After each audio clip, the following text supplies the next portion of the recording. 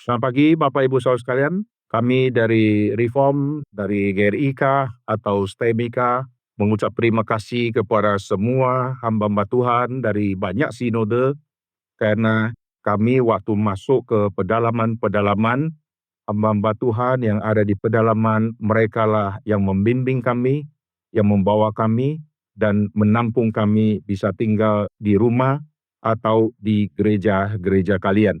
Puji Tuhan, di sini semua sudah berkumpul dan kemarin kita sudah mendapatkan berkat di sesi yang awal. Kita bersyukur di STEMI yang ada di Jakarta, baik STEMI yang dipimpin oleh hamba-hamba Tuhan di Jakarta maupun yang dari seluruh Indonesia. Kita ada lebih dari 1.500 pengkhotbah yang setiap tahun keliling di seluruh Indonesia, dan ciri-ciri kami kalau sudah layani siswa, maka siswa pasti mengetahui lagu Tuhan Yesus Aku Berjanji. Saya keliling banyak STT buat seminar, dan saya tanya semua yang masuk STT, hampir 100% semua tahu lagu ini, dan saya tanya mereka, kapan kau tahu lagu ini? Banyak yang mengatakan dari SD, dari SMP, dan ada yang dari SMA. Tapi mayoritas semua mengetahui lagu itu sejak mereka SD, dan saya kasih tahu kepada rektor, sebelum rektor dan dosen mengajar mereka, tim STEMI sudah berbagian waktu mereka masih SD. Puji Tuhan, di sini banyak hamba Tuhan dari sinode-sinode. Ini adalah saksi mata kehadiran tim STEMI dari berbagai-bagai kota yang dipimpin oleh hamba-hamba Tuhan. Puji Tuhan, kita bersyukur hari ini kita akan memulai sesi di hari yang kedua dan kita akan mendengarkan firman Tuhan. Dan hari ini saya akan membicarakan tentang ratapan yang ada di ramah dan tangisan Tuhan Yesus. Saya akan mengkaitkan tangisan di ramah dengan tangisan atau ratapan Tuhan Yesus. Mari kita lihat di dalam Injil Matius terlebih dahulu, kita melihat closing dari silsilah. Matius pasal yang pertama di ayat ke-17, ini adalah pendahuluan yang sangat penting untuk kita melingkan antara PL dan PB, lalu menemukan apa yang terjadi. Matius pasal yang pertama di ayat yang ke-17, kita akan membaca sama-sama. Jadi seluruhnya ada 14 keturunan dari Abraham sampai Daud, 14 keturunan dari Daud sampai pembuangan ke Babel, dan 14 keturunan dari pembuangan ke Babel sampai Kristus. Perhatikan di sini meliskan ada daftar nama orang dan mengulang kata 14 keturunan, dan ini adalah puncak yang sangat penting untuk kita memahami rahasia firman, yaitu dari Abraham berakhir di Kristus.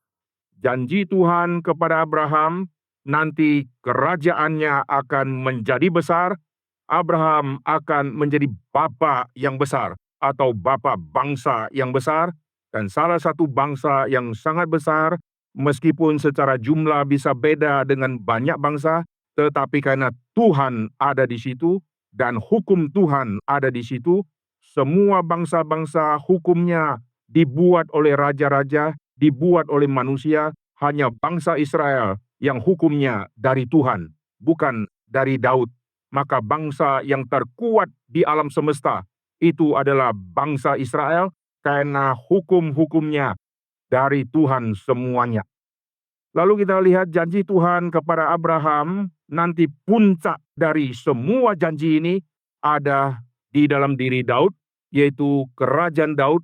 Ini menjadi satu puncak kejayaan yang luar biasa, sekaligus melalui kerajaan Daud itulah terjadi kemerosotan yang luar biasa, menuju sampai jurang yang sangat dalam, itulah pembuangan. Setelah pembuangan tidak ada lagi harapan sama sekali, tetapi Injil Matius menutup, jangan berhenti di pembuangan karena ada Kristus yang akan muncul. Nah, ini pendahuluan yang sangat penting karena ini ada link dengan perjanjian lama. Maka kita bersyukur meskipun di dalam komentator mereka melihat Injil Markus mestinya Injil yang pertama di dalam PB, tetapi di dalam kanonisasi Tuhan izinkan Matius harus masuk ke kitab yang pertama. Karena Matius melingkan silsilah untuk mengkaitkan seluruh dunia PL, lalu mempersiapkan datangnya Tuhan Yesus. Maka silsilah ini sangat-sangat penting.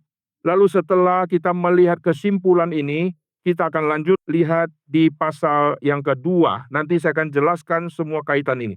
Matius pasal yang kedua, waktu Herodes mengetahui Yesus sudah dilahirkan, dan dia kaget Yesus sudah berumur 2 tahun ke bawah, maka terjadilah pembunuhan kepada anak-anak yang berumur 2 tahun ke bawah. Ayat ke-17 dan ayat ke-18 Matius pasal yang kedua. Dengan demikian, genaplah firman yang disampaikan oleh Nabi Yeremia. Terdengarlah suara di Rama, tangis dan ratap yang amat sedih. Rahel menangisi anak-anaknya, dan ia tidak mau dihibur sebab mereka tidak ada lagi. Ini adalah salah satu bagian tersulit di dalam Injil Matius. Kenapakah pembunuhan anak-anak yang dilakukan oleh Herodes, kenapakah direferensikan kepada Yeremia? Kitab Yeremia, kitab yang sangat-sangat menyedihkan karena dosa umat sudah mencapai titik penghakiman Tuhan akan tiba. Mari kita lihat referensi ini di dalam kitab Yeremia. Yeremia pasal yang ke-31 di ayat yang ke-15. Yeremia pasal ke-31 di ayat ke-15, beginilah firman Tuhan. Dengar, di Rama terdengar ratapan, tangisan yang pahit pedih. Rahel menangisi anak-anaknya. Ia tidak mau dihibur karena anak-anaknya, sebab mereka tidak ada lagi. Oh, tambah membingungkan kalau kita lihat apa yang terjadi di dalam kitab Yeremia. Kenapakah pembunuhan kepada anak-anak yang dilakukan oleh Herodes kok dikaitkan dengan Rahel? Rahel seorang wanita yang pernah marah kepada suaminya, kalau kau tidak memberikan aku anak, lebih baik aku mati saja. Oh, Yakub marah kepada dia, emangnya aku Tuhan, sehingga aku yang menghambat engkau mendapatkan anak. Perhatikan, kalau tidak punya anak, lebih baik aku mati saja. Sekarang Rahel menangisi anak-anaknya, karena semua anak-anaknya tidak akan kembali lagi. Apa hubungannya di dalam silsilah, lalu pembunuhan anak-anak dikaitkan dengan Yeremia? Yeremia adalah seorang nabi yang saya percaya Tuhan sengaja munculkan orang ini untuk menerima semua kesedihan yang paling dalam di dalam perjanjian lama. Kenapa? Karena puncak seluruh kerajaan Israel itu nanti akan hancur. Yang utara sudah dibuang ke Asyur, sisa yang selatan. Jikalau yang utara sudah dihukum oleh Tuhan melalui pembuangan, maka ini langsung menegur selatan, dan semua selatan akan bertobat secara otomatis. Tetapi apa yang terjadi? Selatan menjadi lebih gila lagi. Di dalam kitab Yehezkiel dicatat, orang-orang Yahudi bukan hanya bersundal.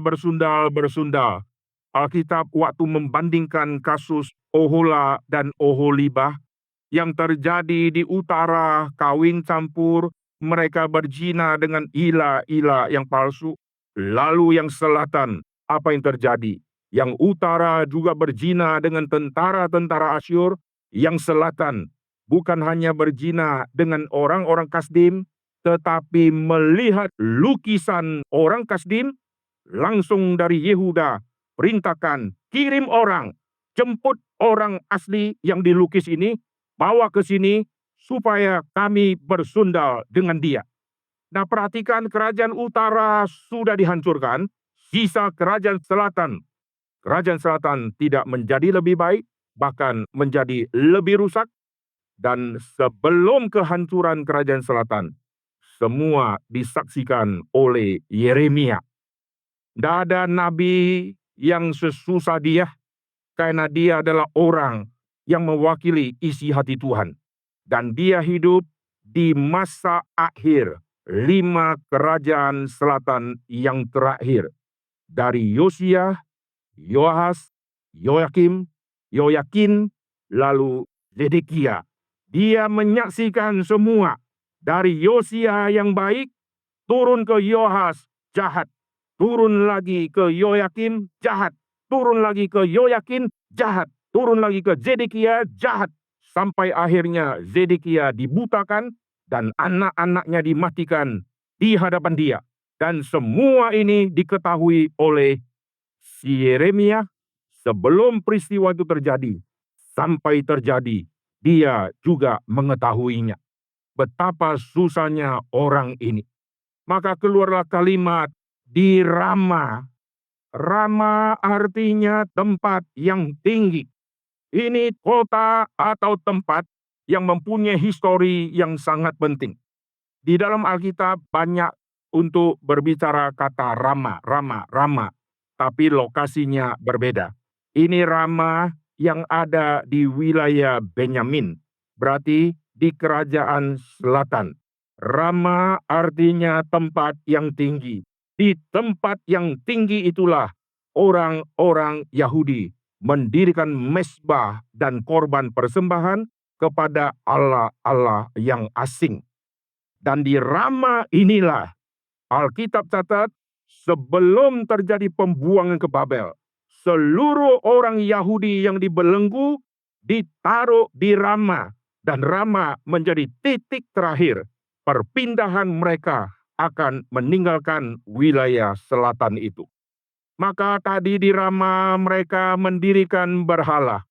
Dan Tuhan izinkan kau dirikan berhala, kau memanggil nama ilamu, supaya ilamu menolong kamu. Sekarang ku permalukan engkau. Dari Rama itulah engkau yang tadi sudah dibelenggu, engkau akan meninggalkan tanah perjanjian.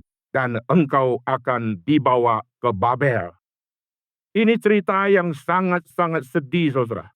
Dan Yeremia sudah menegur, sampai akhirnya dia tidak enak lagi mau menolak semua panggilan Tuhan. Tapi di dalam hatinya tidak bisa. Dan dia terus menegur. Dan dia tahu tidak ada hasilnya.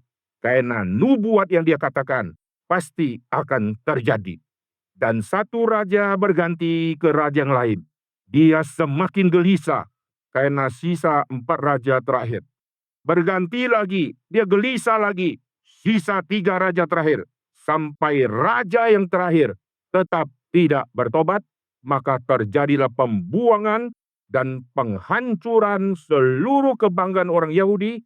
Bait Allah dihancurkan, dan sebelum bait Allah dihancurkan, Yehezkiel Tuhan pakai untuk menjelaskan Tuhan sudah meninggalkan bait-Nya. Tuhan sudah meninggalkan bait-Nya.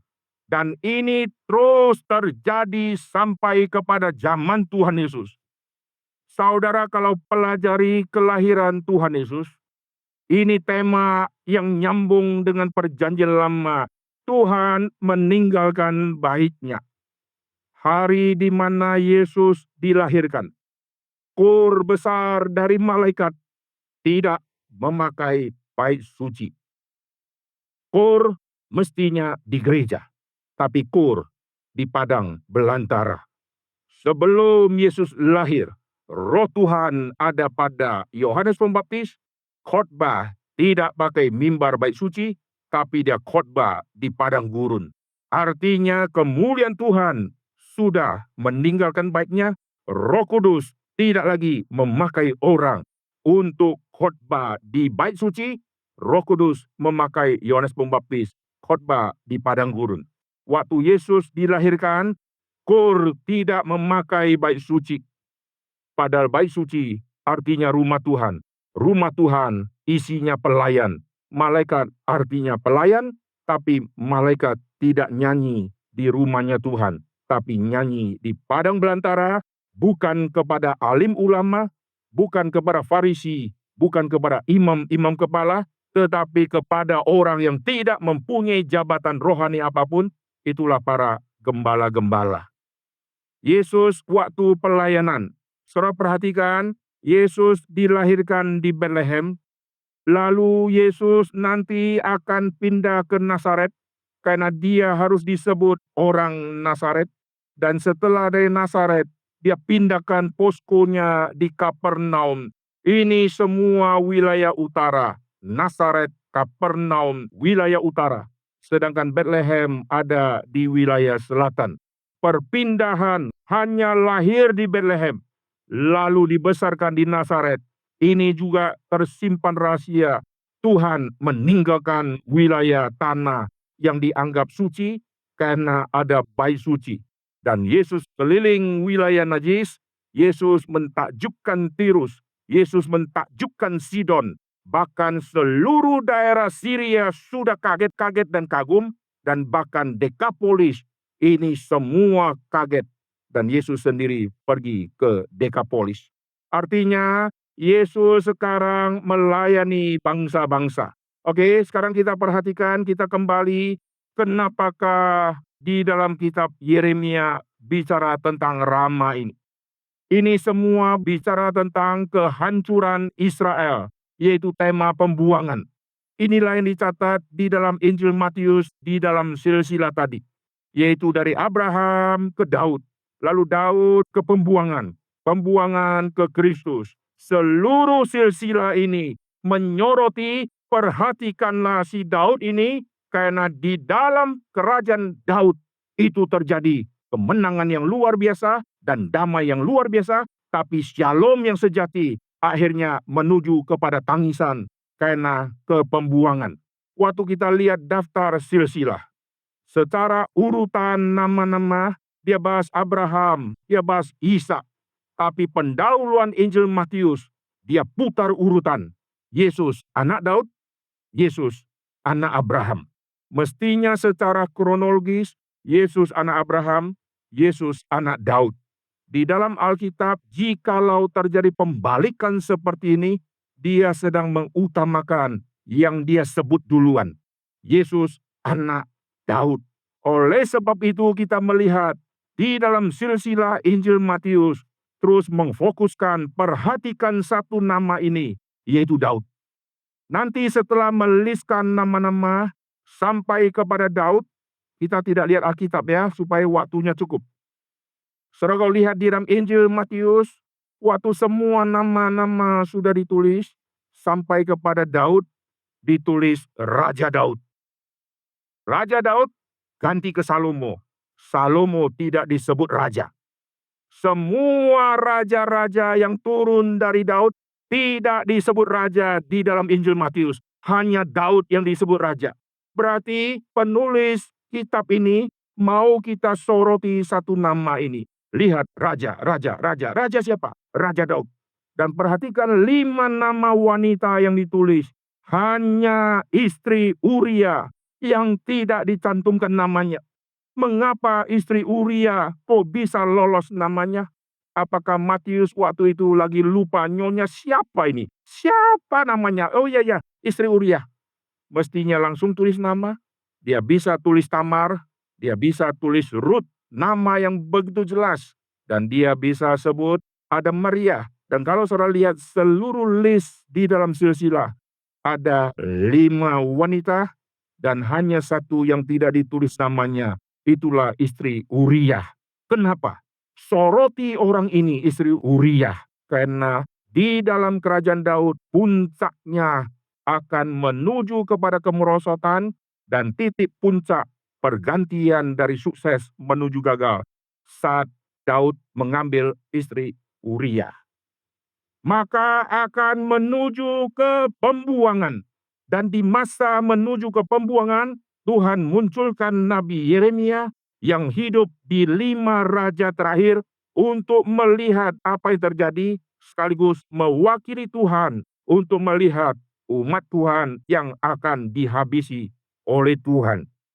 Dan muncul kalimat Rahel menangisi anak-anaknya. Mengapa memakai kata Rahel? Perhatikan, Rahel mempunyai dua anak yang sangat penting. Yang pertama Yusuf, melalui Yusuf nanti muncul Efraim dan Manasye. Efraim adalah suku terkuat dan suku yang paling dikenal di kerajaan utara. Maka setiap kali bicara kerajaan utara, kalau dia sebut Efraim, ini sudah mewakili 10 suku. Jadi dari Rahel muncul Yusuf.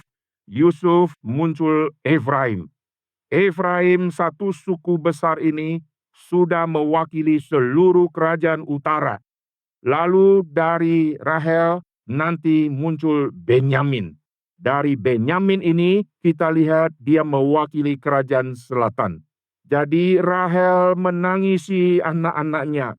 Rahel adalah simbol seorang ibu yang menangisi seluruh Yahudi, baik yang ada di utara maupun yang ada di selatan. Tangisan pertama kepada yang utara karena sudah dibuang. Tangisan kedua, ini tangisan yang paling menyedihkan. Karena untuk lahirkan Benyamin, Rahel mesti mati. Dan waktu Rahel mati, Benyamin tidak lagi diasuh oleh mama. Kepergian dari si Rahel pasti menyedihkan sekali apa yang dialami oleh Benyamin. Tuhan mau menyatakan, lihatlah, Tuhan sudah undur daripadamu. Di dalam perjanjian lama muncul kalimat begini, Tuhan membiarkan rumahnya dihancurkan karena kemuliaan Tuhan sudah meninggalkan baitnya. Sekarang banyak gereja-gereja di seluruh Indonesia sudah jalankan semua aturan liturgi dan sudah berpuluh-puluh tahun sudah berdiri dan cabang begitu banyak. Tapi pertanyaannya, apakah Tuhan masih ada di sana atau kemuliaan Tuhan sudah meninggalkan baitnya? Saudara lihat, masih ramai.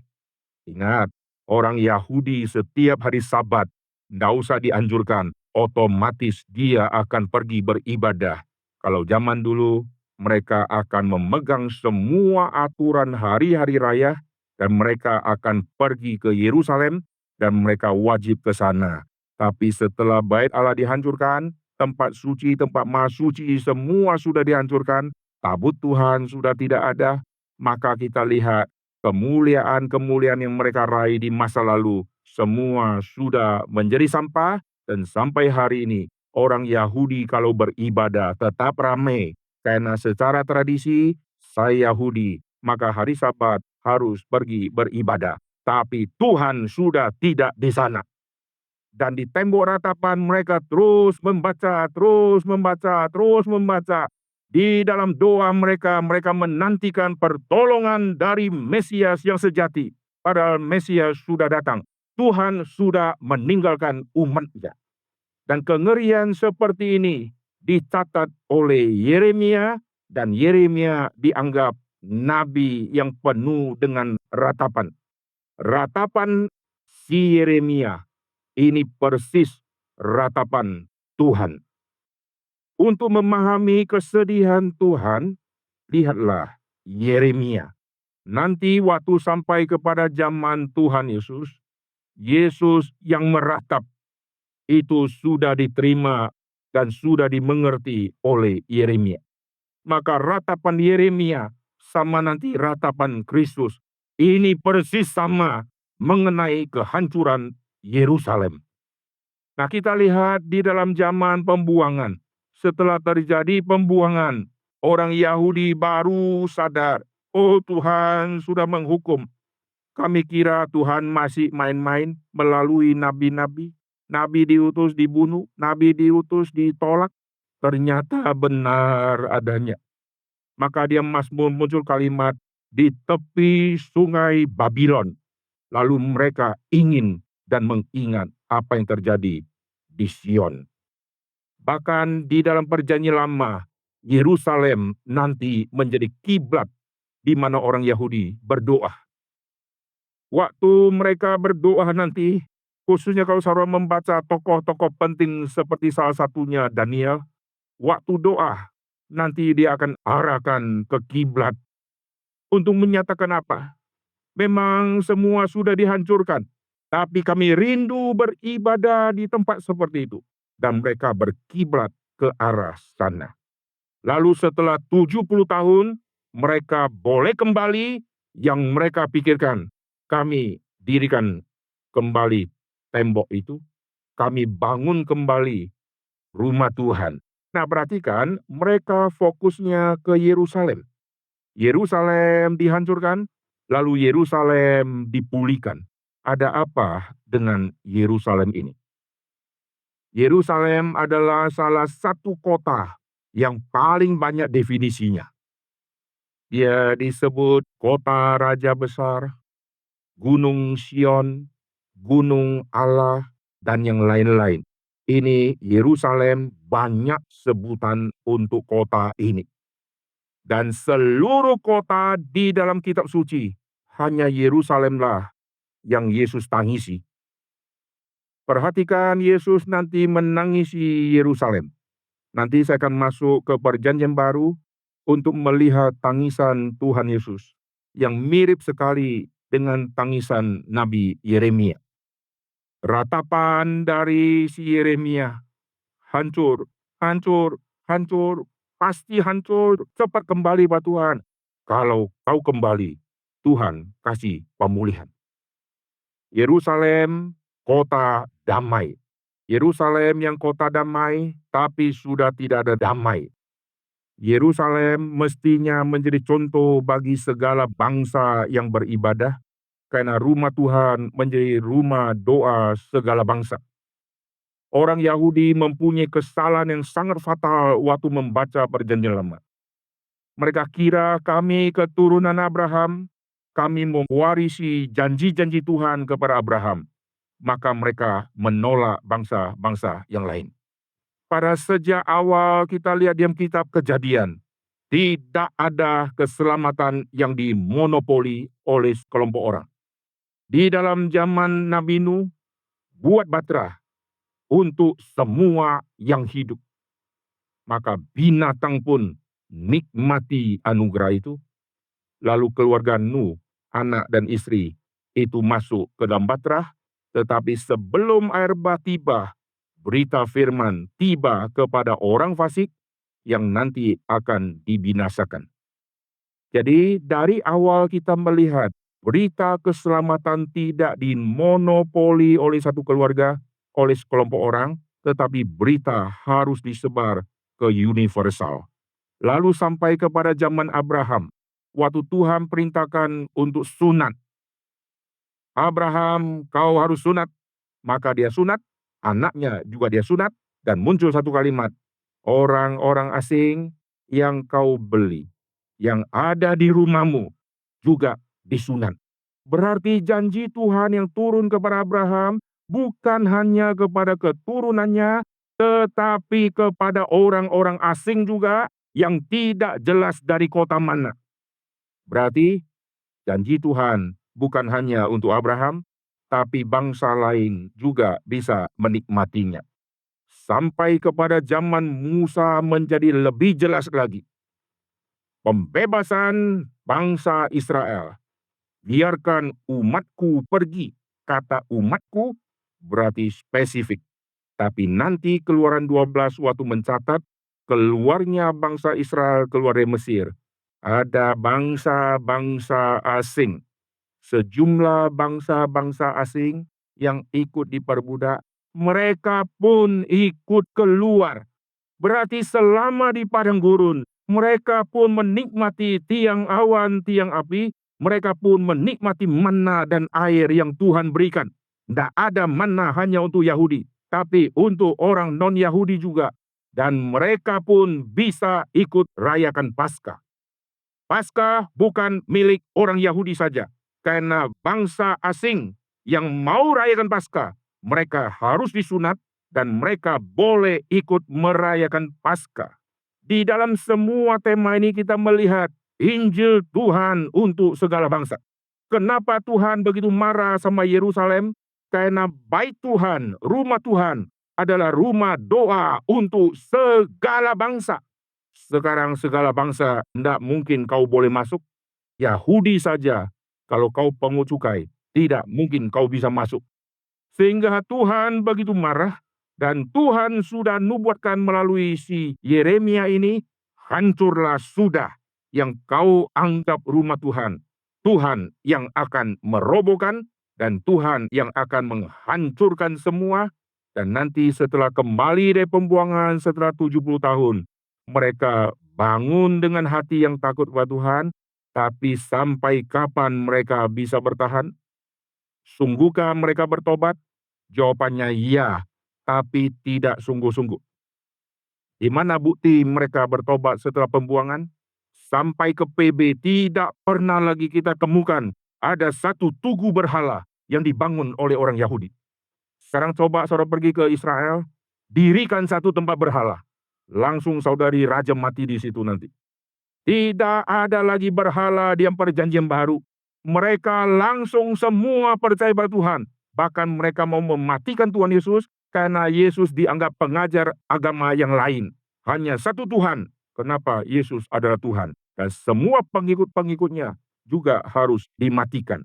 Jadi satu sisi bertobat, iya bertobat dari apa? Tidak dirikan kuil-kuil, tapi sekarang mereka menjadi berhala dan Tuhan yang menentukan hidup dan mati orang, Tuhan yang menentukan kau yang boleh masuk, kau yang tidak boleh masuk. Wah, ini hal yang sangat ironis, saudara. Rumah Tuhan dibuat untuk menerima segala bangsa, tapi rumah Tuhan malah memblokir orang untuk orang datang. Dan rumah Tuhan tidak sadar, kemudian Tuhan sudah meninggalkan baiknya. Nah, sekarang perhatikan yang Yeremia mengutip tangisan di kota Rama.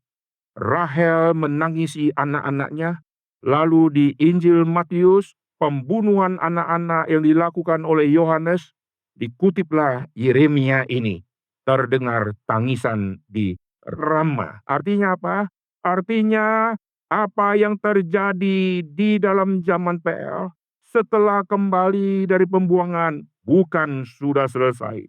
Cerita ini masih berlanjut karena masih muncul tangisan di Rama. Lalu siapakah orang di PB yang akan meratap? Itulah Tuhan Yesus. Nah, sekarang kita akan lihat tangisan yang terjadi di dalam perjanjian baru, khususnya yang keluar dari mata Tuhan Yesus. Ada dua tangisan yang tidak dicatat, tapi saya percaya pasti ada tangisan. Tangisan pertama, tangisan waktu Yesus dilahirkan. Yesus menjadi manusia sama seperti kita. Tidak mungkin Yesus lahir langsung ketawa terbahak-bahak. Yesus lahir pasti nangis. Itu adalah tangisan pertama Tuhan Yesus yang terdengar di alam semesta waktu dia inkarnasi. Lalu tangisan yang kedua, yaitu waktu umur 8 hari, dia disunat. Bagi saya, tangisan di kelahiran dan tangisan disunat, ini adalah penjabaran Galatia 4 ayat 4. Ketika sudah tiba waktunya, Allah mengutus anaknya yang lahir dari perempuan lahir dan tunduk di bawah Taurat. Hari 8 sunat.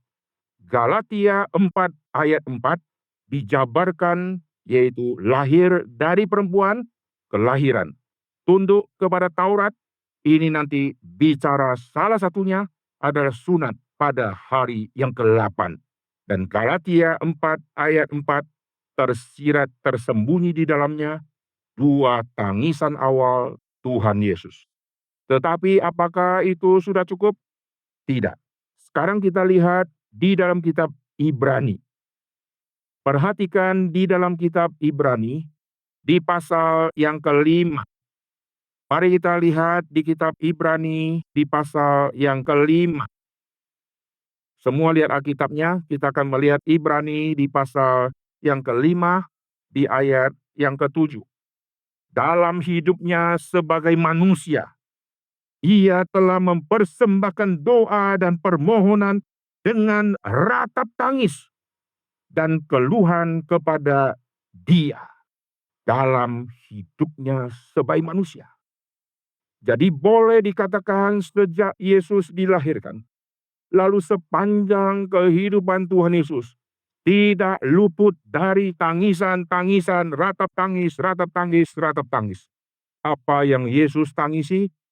Karena Yesus melihat kehancuran dari umat Tuhan dan nanti puncaknya di dalam pelayanan Tuhan Yesus. Yesus menangisi Yerusalem. Yerusalem, Yerusalem. 2 kali disebut secara berurutan. Yerusalem, Yerusalem. Tidak ada kota yang diulangi sampai 2 kali. Apalagi oleh mulut Tuhan Yesus. Di dalam seluruh kitab suci, khususnya kalau kita lihat tokoh-tokoh di dalam kitab suci, tidak semua diulangi 2 kali waktu sebut nama mereka. Siapakah orang pertama yang namanya disebut 2 kali? Orang itu adalah Abraham. Abraham, Abraham. Ini pada saat Abraham mengorbankan anaknya Ishak. Panggilan Tuhan kepada Abraham panggil 2 kali.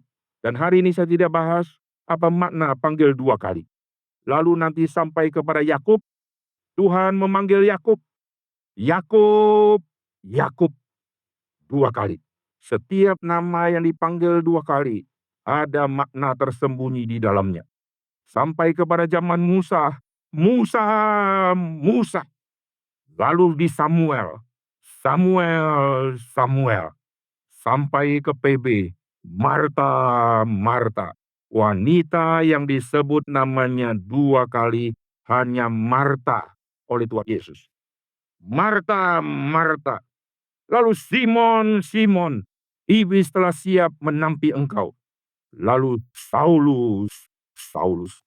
Lalu seluruh PB sudah tidak ada lagi nama yang disebut 2 kali, tapi ada 1 kota yang Yesus sebut 2 kali. Nah, sekarang kita akan lihat waktu Yerusalem ini. Tadi yang pertama yang tidak dicatat di kitab suci, Yesus menangis. Yesus dilahirkan, pasti nangis. Yesus disunat hari ke-8, pasti nangis. Karena Yesus sama seperti kita. Anak-anak kalau divaksin, belum bicara sunat, vaksin hanya tusuk, nangisnya ampun-ampun. Maka orang tua akal-akalin, sebelum vaksin, dikasih mainan, dicubit-cubit. Nanti dokternya waktu tusuk, dia rasa sudah biasa, karena sudah sering kena cubit-cubit. Apalagi dipotong sedikit dari kemaluannya. Wah, dia akan teriak histeris luar biasa itu. Tangisan ini adalah penjabaran dari Galatia 4 ayat 4. Sekarang saya ajak kita untuk melihat tangisan kepada Yerusalem. Tangisan kepada Yerusalem, Yesus sudah simpen, sampai akhirnya dicatatlah Yesus menangis. Mari kita lihat awal munculnya panggilan ini, yaitu di Lukas pasal yang ke-13. Mari kita lihat. Di Lukas pasal yang ke-13, apa yang Yesus ratapi, ini persis seperti Yeremia. Kau akan dibuang, tapi kalau kau bertobat, Tuhan kasih pemulihan, lalu 70 tahun diperbudak, lalu bebas. Waktu Yesus menubuatkan Yerusalem hancur, hancurnya di tahun 70. Saudara perhatikan angka 70. Ini paralel yang Yeremia, pembuangan, sama penghancuran Yerusalem. Lukas pasal yang ke-13, mari kita lihat di ayat ke-34. Ayat 33, dalam rangka meneruskan perjalanannya. Seluruh Injil Lukas menyoroti destinasi Yesus yang akan berhenti di Yerusalem. Maka Yesus kalau sudah ke satu titik, nanti Lukas kasih penjelasan dalam perjalanannya. dalam perjalanannya. Sekarang sudah dekat, makin dekat, makin dekat. Nah sekarang ayat 33 meneruskan perjalanan. Dia harus ke Yerusalem, lihat ayat 34. Yerusalem, Yerusalem, engkau yang membunuh nabi-nabi dan melempari dengan batu orang-orang diutus kepadamu. Berkali-kali aku rindu mengumpulkan anak-anakmu sama seperti induk ayam mengumpulkan anak-anaknya di bawah sayapnya. Tetapi kamu tidak mau. Yeremia berkata, kau tobatlah. Kau tidak mau. Kalau kau tidak tobat, hancur sudah, semua hancur mengerikan. Kau tidak mau. Ayat 35.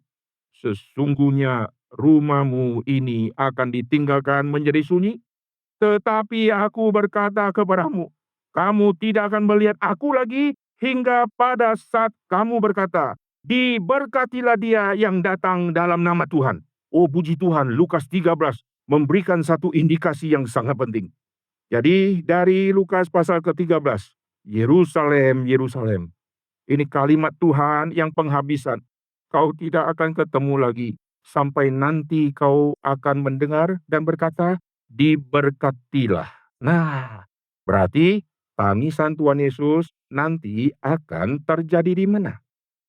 Tuhan sudah berkata, Yerusalem, Yerusalem, tunggu nanti sampai tiba, diberkatilah. Nah, nanti kita akan soroti ya.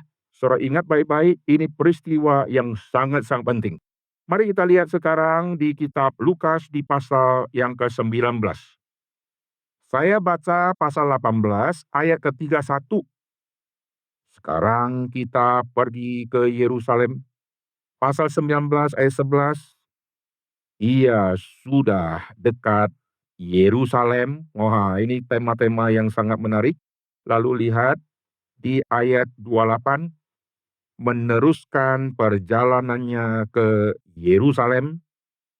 Pasal 19 ayat 37, ketika ia dekat Yerusalem, di tempat jalan menurun dari Bukit Zaitun, saya sudah langkah di jalan itu. Dan saya merenungkan waktu Tuhan Yesus turun dengan kesenangan yang luar biasakah? Karena akan disambut orang banyak atau dengan kesedihan yang mendalam. Saudara kalau datang ke satu kota, lalu panitia sudah hubungi, Pak di airport semua sudah kumpul. Ada 15 tarian adat. Waduh, sudah dikasih karpet merah, hijau, kuning, semua sudah. Dan bupati, semua pejabat sudah tunggu di situ. Dan sudah disiapkan souvenir untuk semua tim yang turun. Wah, saudara berangkat dengan senang. Karena apa? Karena disambut. Yesus akan disambut, tapi fokus dia bukan di sambutan, fokus dia kepada Yerusalem yang akan dihancurkan. Mari kita lihat kembali di pasal yang ke-19. Ayat ke-37, ketika ia dekat Yerusalem di tempat jalan menurun dari Bukit Zaitun, mulailah semua murid yang mengiringi dia bergembira dan memuji Allah dengan suara yang nyaring oleh karena segala mujizat yang telah mereka lihat. Kata mereka, diberkatilah dia yang datang sebagai Raja dalam nama Tuhan. Pasal 13, Yesus sudah mengatakan, kau tidak akan lihat saya lagi, tidak akan ketemu saya lagi, sampai muncul kalimat ini. Oke? Diberkatilah. Ayat ke-41, ketika Yesus telah dekat dan melihat kota itu, ia menangisinya. Saudara perhatikan kalimat berikutnya. Wahai betapa baiknya jika pada hari ini juga engkau mengerti apa yang perlu untuk damai sejahteramu. Yerusalem artinya kota damai. Kehadiran Tuhan Yesus waktu Yesus dilahirkan. Malaikat berkata, kesukaan besar untuk segala bangsa, damai sejahtera. Yesus lahir membawa damai.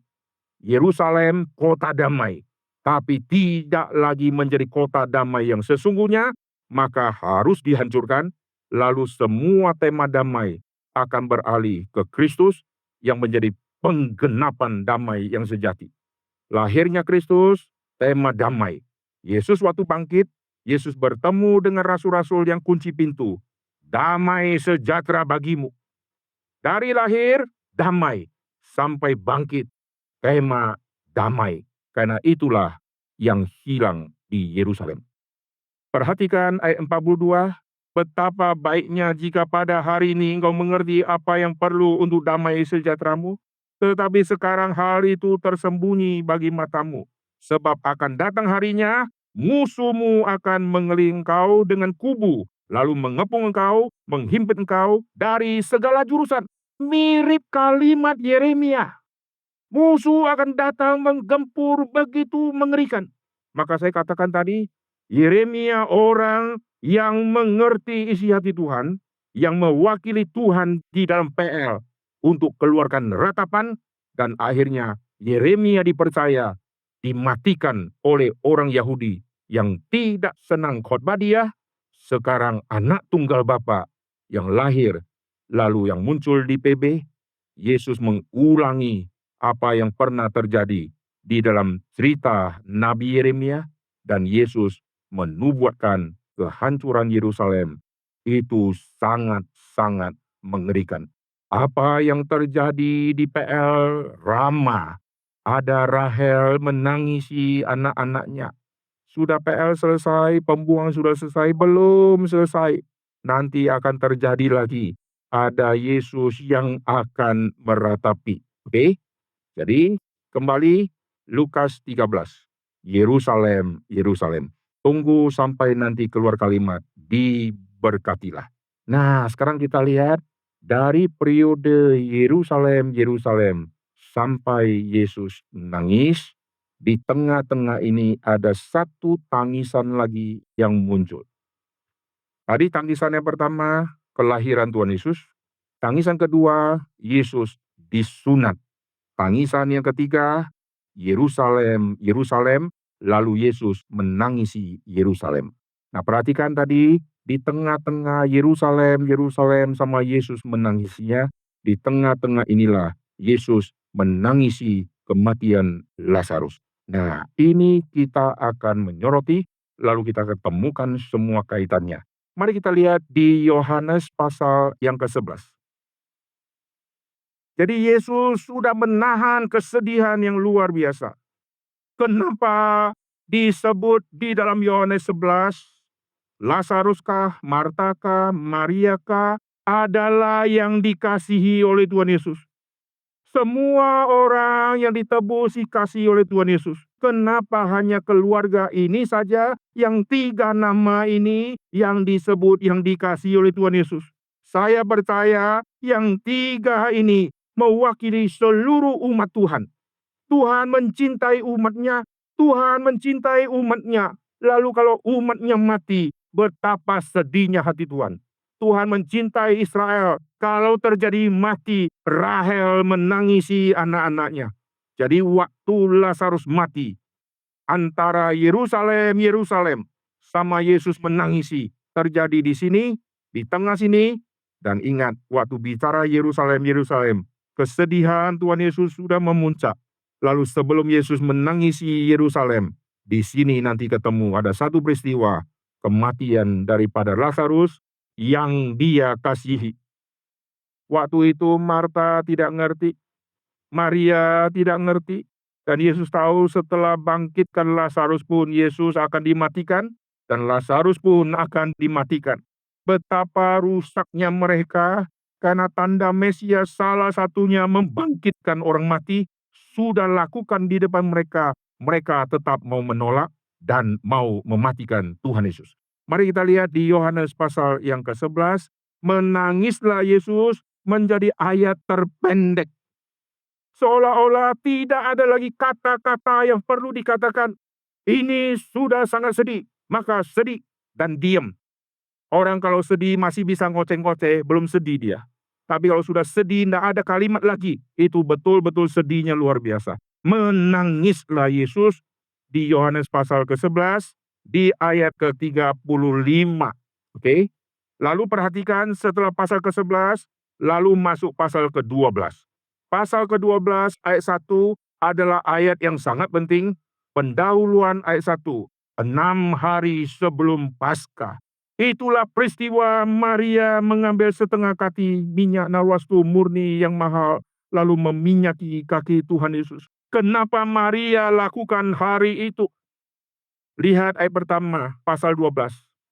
6 hari sebelum Paskah. Ini adalah tanggal 9 Nisan. Perhatikan 6 hari sebelum Paskah. Oke?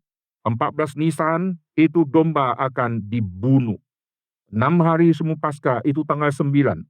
9 Nisan, 10, 11, 12, 13, 14.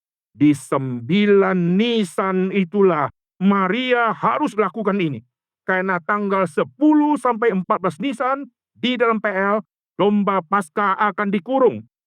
Tidak ada kesempatan lagi. Karena domba Paskah akan dikurung untuk melihat cacat atau tidak cacat. Dan Yesus nanti di tanggal 10 itulah masuk ke Yerusalem seperti menyerahkan diri masuk ke dalam kandang untuk diuji kesalehannya. Maka sejak Yesus nanti masuk ke Yerusalem, itu dari tanggal 10, 11, 12, 13, 14 bertubi-tubi semua serangan kepada Tuhan Yesus untuk membuat dia satu kali dia gagal. Dia tidak bisa mati menjadi korban penebus dosa. Itulah saat yang paling berat dalam hidup Tuhan Yesus. Tanggal 10 sampai 14, semua pedang, semua panah akan diarahkan ke dia. Satu kali dia gagal, gagallah semua rencana keselamatan. Dan Maria menangkap, tidak ada kesempatan lagi. Kenapa Maria tahu? Dulu saya sudah khotbahkan tema ini sangat lama. Waktu Yesus pergi ke kampung Maria, pergi pasti ada berita. Berita apa yang Maria tangkap?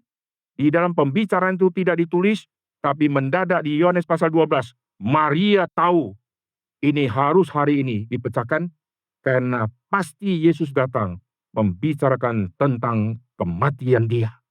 Waktu semua rasul tidak percaya kematian Tuhan Yesus, Maria mendengar dia tangkap, dan hari itu, tanggal 9, harus pecahkan.